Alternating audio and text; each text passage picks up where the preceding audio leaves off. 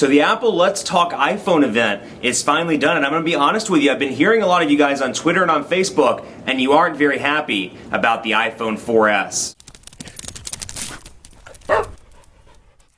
What's going on, guys? I'm Aaron from PhoneDog.com. We're doing some analysis of the post-Apple game here now that the iPhone 4S has come out. But first, I want to tell you my 5 favorite things about it because, yeah, it's an incremental improvement. There's no design change. You know, we were expecting perhaps an iPhone 5 and a 4S or a drastically improved 4S. We're not seeing any differences on the design front. Everything is internal. But I will say, there's some improvements that I'm pretty excited about. Number one, Siri. Siri is the voice command stuff that they announced today, and it's pretty cool. If you're watching the keynote, you're watching any of the recap videos, anything like that, it's pretty impressive. First of all, you can say stuff like, Siri, find me a Greek restaurant in the Charlotte metro, or I wouldn't say metro, Charlotte area.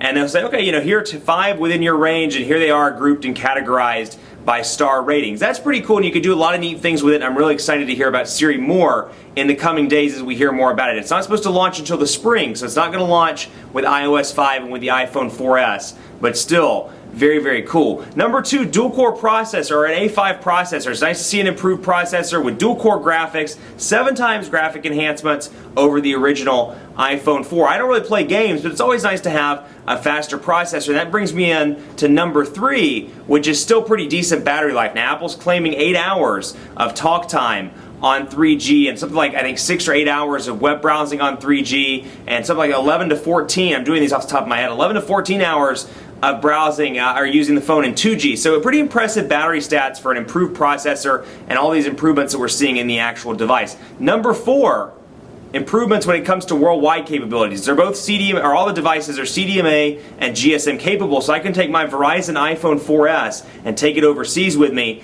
and use it when I'm traveling in Europe, when I'm traveling in the UK, when I'm traveling in Russia, wherever. I don't know why I'd be in Russia for like a trade show or anything, but I can use it wherever I'm at, and that's a huge improvement versus switching back and forth between devices for these people that were using the CDMA iPhones. And number 5, camera improvements. 8 megapixel camera, an improved sensor, a lot of improvements on the camera front, and 1080p HD video recording. So that's what I'm excited about. Is it a new design? No. Is it really that exciting in comparison to previous iPhone launches? Probably not for a lot of people, but I'm interested in hearing from you. What are your top 5 favorite things? Let me do the face like I do on the website.